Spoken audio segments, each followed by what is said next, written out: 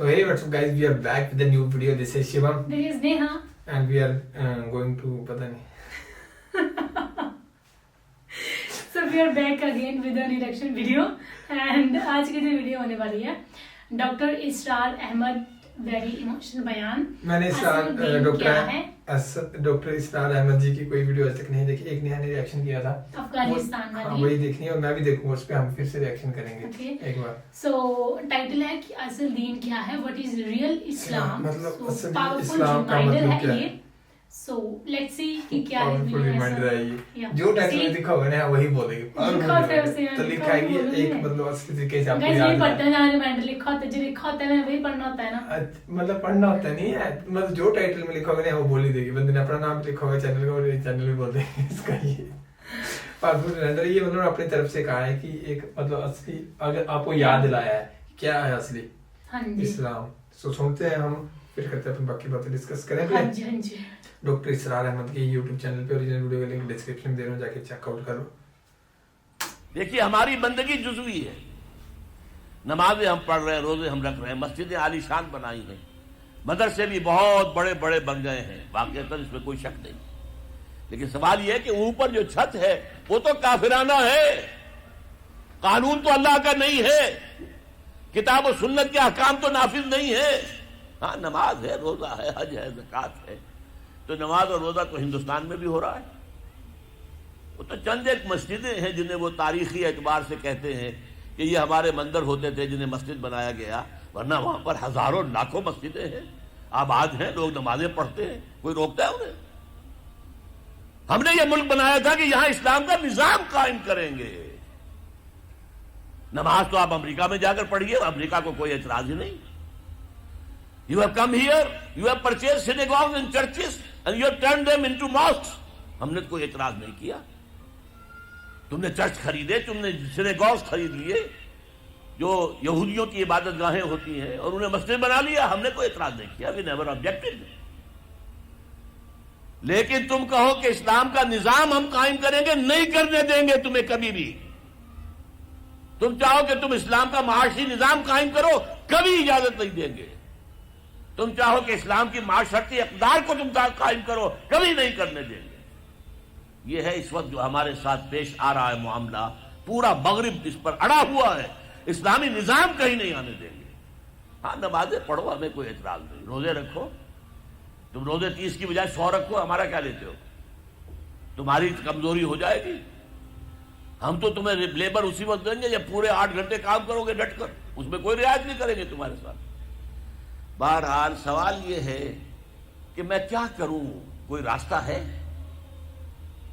देखिए, कुएं में अब आजकल तो वो कुएं उस तरह के हैं नहीं, देहात में तो है. कुएं में कुत्ता गिर गया, बिल्ली गिर गई, मुर्दार है कुएं के अंदर, कुएं का पानी हराम हो गया, नजिस हो गया. लेकिन आखिर को रास्ता तो है ना भाई. इतना पहले तो उस कुत्ते को या उस बिल्ली की लाश को निकाल के बाहर फेंको और फिर इतने डोल और निकालकर बाहर फेंक दो, फिर वो पानी साफ है. इसका क्या नाम है? कफारा.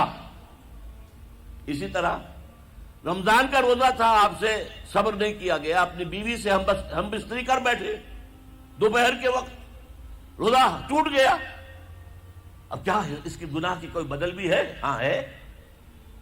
60 रोजे रखो अब मुतवातिर, पे बपे 60 रोजे, तब कफारा होगा इस गुनाह का. तुमने फर्ज रोजा तोड़ दिया. हाँ, अगर नफली रोजा था तो तोड़ दिया तो सिर्फ उसकी कज़ा देनी होगी बस. फर्ज रोजा उसे तोड़ दिया है तो उसके लिए तो 2 महीने के 60 रोजे पे बपे रखने पड़े. तो अब हम जो कुफ्र के तहत जिंदगी गुजार रहे हैं और इस एतबार से अल्लाह की निगाह में हम काफिर हैं.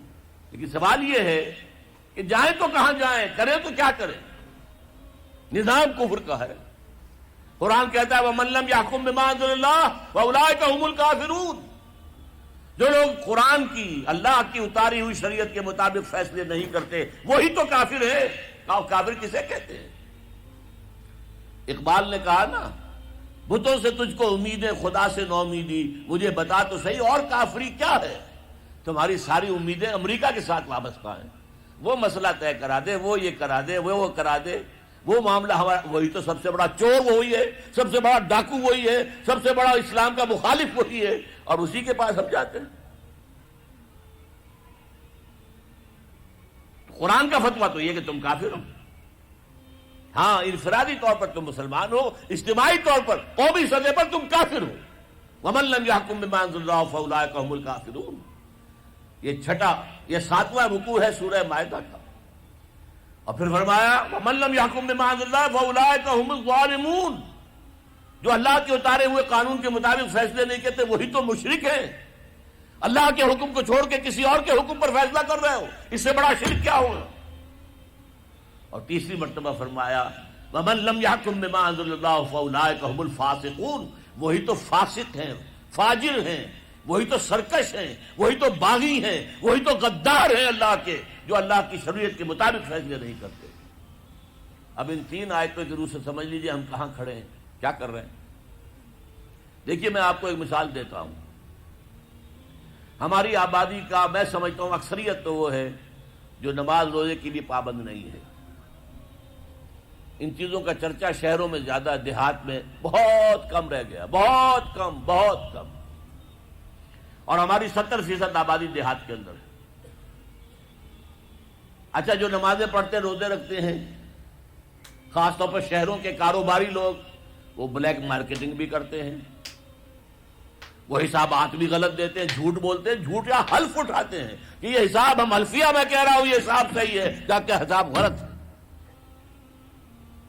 سودی کاروبار کرتے ہیں, اپنے کاروبار کو بڑھانے کے لیے سود کا قرضہ لیا ہے, سودی قرضہ لیا بینک سے, اپنی بلڈنگ بنانے کے لیے بہت بڑی قرضہ لیا ہے بینک سے. تو ان کی عبادت کیا ہوئی؟ وہ اس آیت کے ذیل میں آ گئے کہ نہیں؟ افتؤمنون ببعض الکتاب وتکفرون ببعض فما جزاء من يفعل ذلك منكم الا خزي في الحياة الدنيا ويوم القيامة يردون الى اشد العذاب وما الله بغافل عما تعملون. لیکن میں ان کو بھی چھوڑتا ہوں. فرض کیجئے ایک شخص ہے, نماز پڑھتا ہے پوری 5 وقتہ مسجد میں, رمضان کے روزے رکھتا ہے, اور بھی اللہ توفیق دیتا ہے ایام 20 کے روزے رکھ لیتا ہے, یا ہفتے میں 2 روزے رکھتا ہے, سوموار کے اور جمعرات کے وغیرہ, زکوٰۃ دیتا ہے, کاروبار بھی سارے حلال کر رہا ہے, حرام نہیں کر رہا, سود میں بھی براہ راست ملوث نہیں ہے, نہ پیسہ سود پہ اوپر بینک میں رکھ کر سود کھایا, نہ سود پر قرضہ لے کر کوئی اپنا کاروبار بڑھایا, نہ کوئی اپنا کارخانہ لگایا, نہ کوئی اپنے بلڈنگ اونچی بنائی. پردہ بھی اس نے اپنے گھر میں بالکل شرعی نافذ کر دیا. وہ اس پورے اسلام پر کاربند ہے جس میں وہ کاربند ہو سکتا ہے اس وقت, لیکن وہ اس قوم کا فرد ہے جو قوم اللہ کے فتوے کے مطابق کافر قوم ہے, جو اللہ کے فتوے کے مطابق مشرک قوم ہے, جو اللہ کے فیصلے کے مطابق فاسق و فاجر قوم ہے. قوم کے فرد تو ہم اسی کے ہیں. چور کا ہاتھ تو نہیں کاٹا جا رہا, ڈاکوؤں کو وہ سزا تو نہیں جا رہی سورہ مائدہ میں جو آئی ہے, ان کے ہاتھ اور پاؤں مقابل سم سے کاٹ دیے جائیں, یا یہ کہ انہیں ملک سے باہر دفع کر دیا جائے, قتلوا تقتیلا, ان کے ٹکڑے کر دیے جائیں. ڈاکوؤں کو کوئی سزا ملتی ہے ایسے؟ اول تو پکڑنے کا کیا سوال, پکڑ گئے تو رشوتیں دے کر چھوٹ جائیں گے. یہاں تو عدل بھی جو ہے خریدا جا سکتا ہے بڑے آرام سے, اور نہیں تو 4-6 مہینے جیل میں رہ لیں گے. وہاں بھی ان کا بڑا راج ہوتا ہے. جو ڈاکو ہوں ان کی تو ہیبت ہوتی ہے, جیل کے صدری خود ان سے ڈرتے ہیں, ساری چیزیں حرام ان کے پاس وہاں بھی پہنچتی ہیں جیل کے اندر, نکل آئیں گے. اللہ خیر صلی اللہ. کہیں شرعی سزا دی گئی کسی ڈاکو کو یہاں؟ ابھی تو یہ بڑی بحثیں چل رہی ہیں. حدود قوانین جو بنائے گئے تھے وہ بڑی جلدی میں بنائے گئے تھے, کچھ خلا اس میں رہ گئے ہیں, لیکن اصل میں جو لوگ شور مچا رہے ہیں وہ ہیں جو کہتے ہیں کہ یہ اسلامی سزائیں وحشیانہ ہیں. بے نظیر بھٹو کا کہنا ہے یہ وحشیانہ سزائیں ہیں, اللہ کی دی ہوئی سزائیں وحشیانہ ہیں. معاذ اللہ ثم معاذ اللہ ثم معاذ اللہ, کلمہ کفر ہے. سو بیسیکلی ڈاکٹر اسرار احمد یہ کہنے کی کوشش کر رہے ہیں کہ جو اسلام کے رولز ہیں آپ کو انہیں کے اوپر ہی चलना चाहिए। और मतलब आजकल जनरेशन वाइज गैप पड़ रहा है, तो मतलब इतना ज्यादा फॉलो नहीं करते हैं लोग रूल्स को। ये Yeah. इस्लाम की बात नहीं है, हर एक मतलब रिलीजन में ऐसी चीजें हैं, क्योंकि जनरेशन नहीं करते हैं आजकल के, है ना। हमारी बात ही देख लो, हम भी ज्यादा नहीं करते हैं आजकल, मतलब अपने रिलीजन का कोई ज्यादा वो ही नहीं करता, इतना महत्व नहीं रह गया जितना लोग पहले अपने धर्मों को मानते थे। So guys, so ये था बाकी and बहुत बढ़िया तरीके से उन्होंने समझाया, मतलब पूरा बीच में घुस के एक चीज का ना। और जो उन्होंने सजा बताई है कि एक कौन सा रोजा था वो तोड़ने के लिए 2 महीने लगातार रोजा रखना पड़ता है ना।